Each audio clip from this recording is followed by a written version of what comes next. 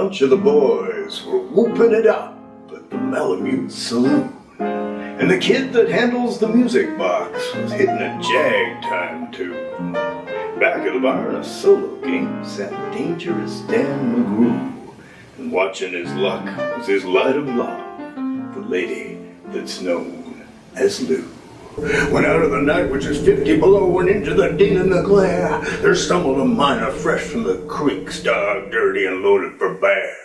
He looked like a man with a foot in the grave, and scarcely the strength of a louse. Yet he tilted a poke of dust on the bar, and he called for drinks for the house. There's none could place the stranger's face, though we searched ourselves for a clue. But we drank his health, and the last to drink was Dangerous Dan McGrew. There's men that somehow just grip your eyes and hold them hard like a spell.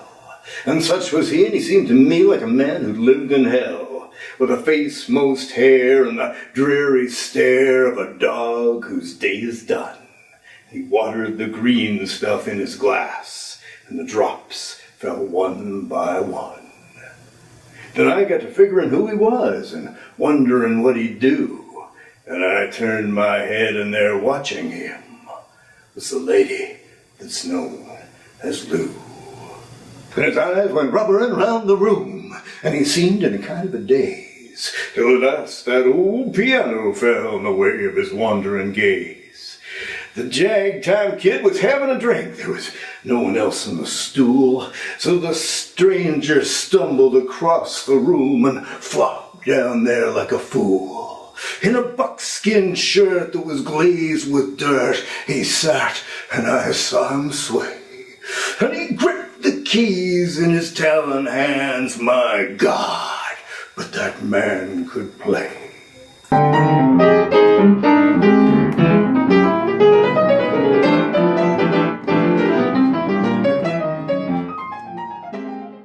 Were you ever out in the great alone, and the moon was awful clear, and the icy mountains hemmed you in with a silence you most could hear, with only the howl of the timber wolf, and you camped there in the cold, a stark dead thing in a stark white world, clean mad for the monk called gold. Well, high overhead, green, yellow, and red, northern lights swept in bars. Then you've a hunch what the music meant, hunger and night and the stars.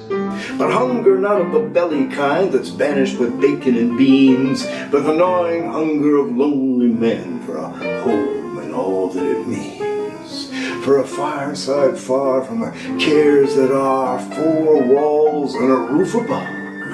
Oh, so crammed full of cozy joy and crowned with a woman's love.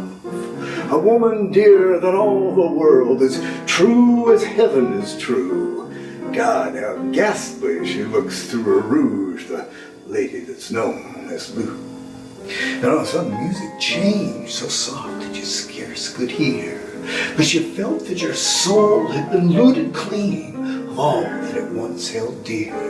That someone had stolen the woman you loved, that her love was a devil's lie. That your guts were gone and the best for you was to crawl away and die.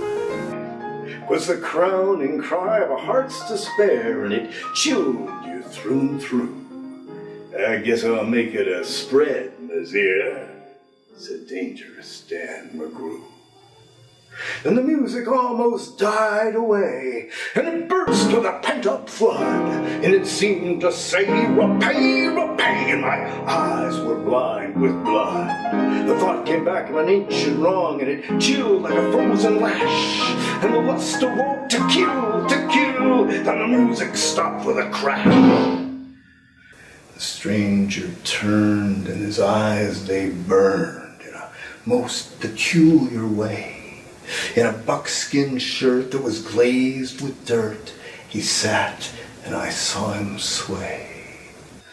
And his lips went in a kind of a grin, and he said, and his voice was calm, "Boy," said he, "you don't know me, and none of you give a damn. But I want to state my words straight, and I'll bet my poke they're true, that one of you is a hound of hell, and that one is Dan McGrew. Then I ducked my head and the lights went out and two guns blazed in the dark. A woman screamed, the lights came on, and two men lay stiff and stark.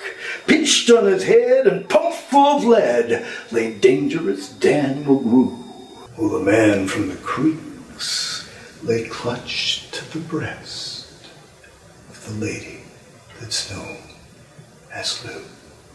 Well, those are the simple facts of the case, and I guess I ought to know. They say the stranger was crazed with hooch, and I'm not denying it so. I'm not as wise as them lawyer guys, but strictly between us two, the lady that kissed him and pinched his poke was the lady that's known as Lou.